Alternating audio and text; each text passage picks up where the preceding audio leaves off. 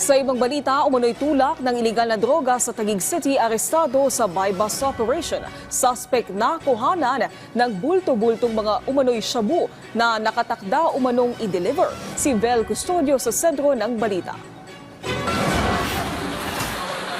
Walang palag ang lalaking ito matapos matisod sa buy-bust operation ng pulis sa Barangay Usasa, Taguig City, bandang alas 7 ng gabi nitong Sabado.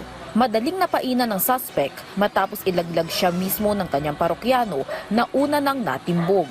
Connected kasi itong pagkakahuli doon sa naunang operation din ng Taguig kung saan nakakuha tayo ng 300 grams ng shabu. Ang siste, isa umanong boss ang tumatawag sa kanya para kunin ang mga kontrabando sa area rin ng Barangay Usasan para i-deliver. Pinapasa sa kanya para i-distribute din niya doon sa mga itatawag sa kanya. Merong tatawag sa kanya para sabihin kung saan niya dadalhin yung mga drugs na hawak niya. Nakatago ang 580 gramo ng hinihinalang shabu sa plastic pouch na may tatak ng isang courier company.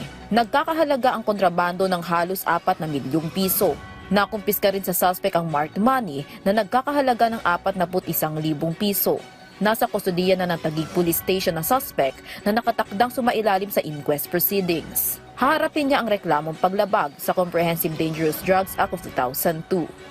Vel Custodio para sa Pambansang TV sa Bagong Pilipinas.